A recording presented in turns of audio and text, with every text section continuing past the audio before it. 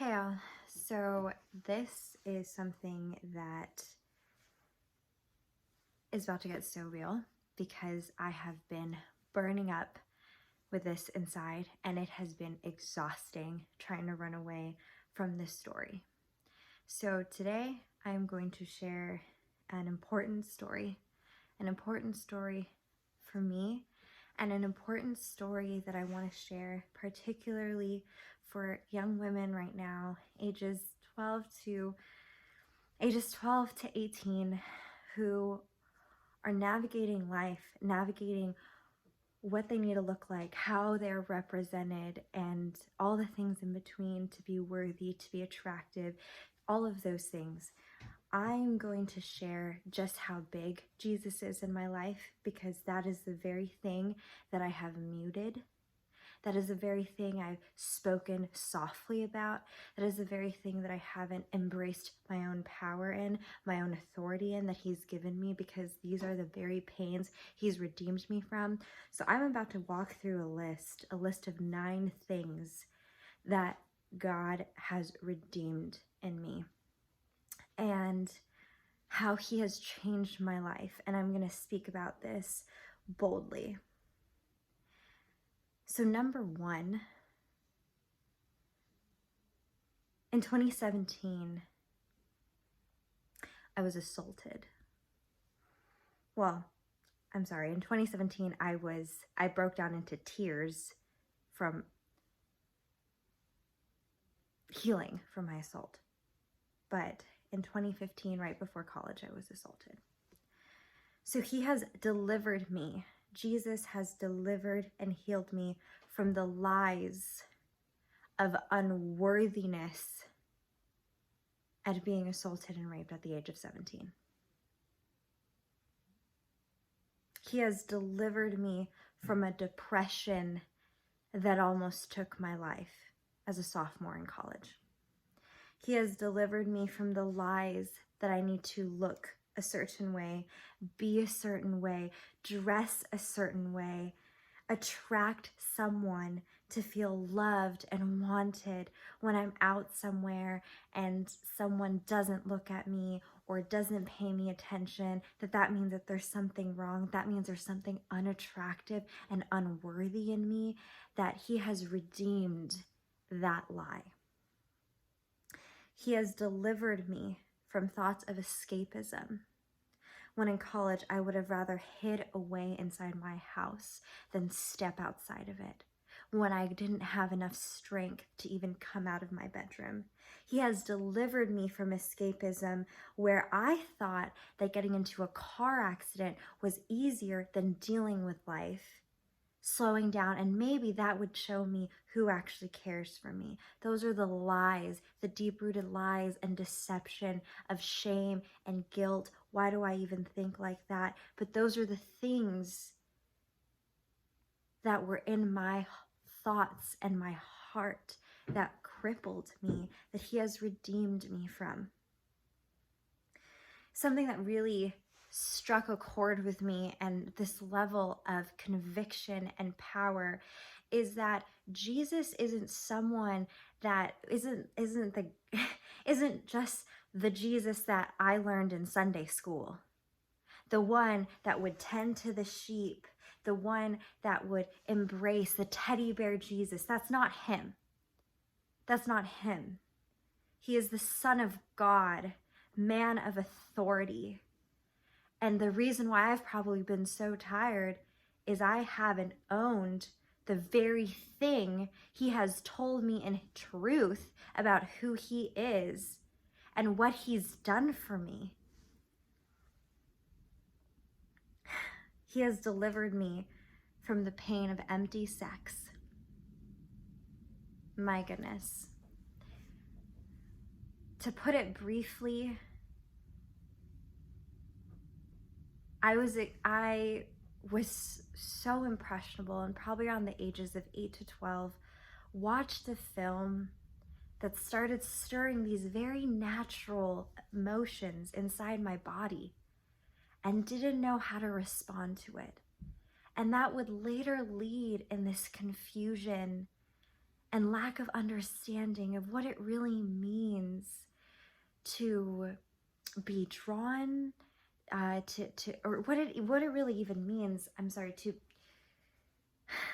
to have sexual desire, and that's not a bad thing, right?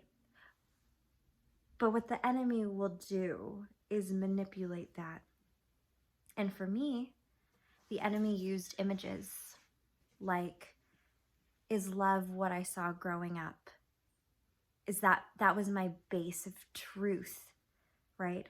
My base of truth were lies that I saw in movies, TV shows, things that we talk about that celebrate love. And I'm going to call it out there. Things that I believed were true, or there was basics of truth in there, with One Tree Hill, with Gossip Girl, with Twilight, with 50 Shades of Grey. I mean, come on. Like, I've read it, I've watched it, I was a fan of it, all those things. And the reason why I got into acting is because it has such an impressionable seed that what would happen if we started watching things that were based on truth rather than lust? Because what could look like gold could really be plastic painted a bright yellow. And that is what the enemy can manipulate when it comes to love and sex versus lust and the covenant of marriage. God has delivered me from the constant need of validation that, I'm in the midst of looking for jobs right now, and I can't even speak to the fire inside of my heart about what God has done, because I felt like I didn't find a way for it to be digestible.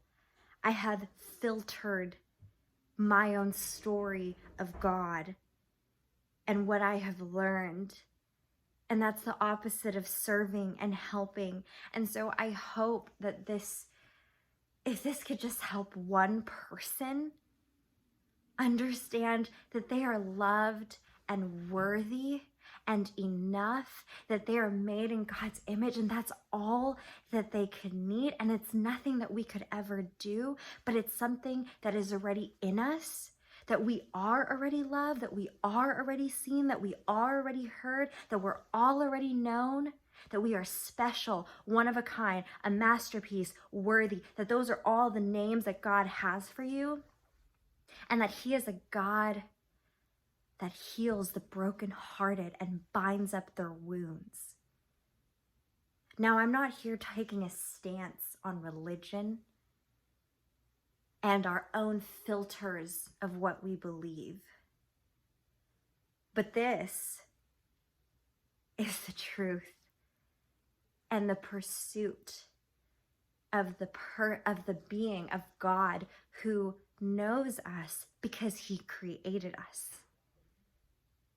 And that is the very thing that I have been honestly still figuring out too, and still trying to understand too, and still coming into my own too. But this, to the person that is the survivor, to the person that sees advertisement after advertisement, or celebrity after celebrity, or show after show, where something is idolized: money, success, ambition,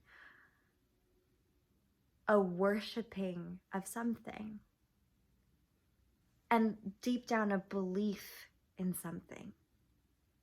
When really,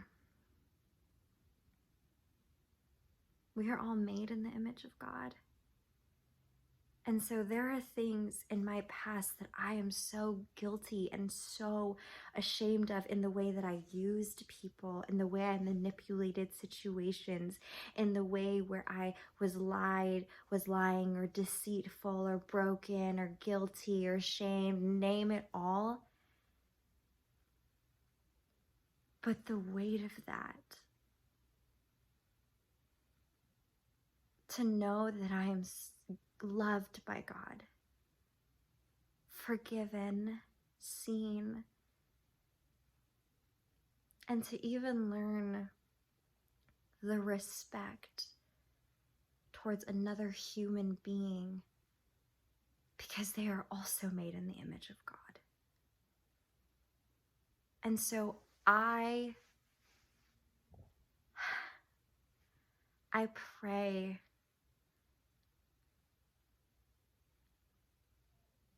for a resurgence of faith in goodness and the pursuit after truth. You know, there's that saying, the truth shall set you free, right? And then I hear, well, live your truth. And a sober thing I've learned recently is there's really one truth. There's really one truth. And where that comes from, there's a lot of things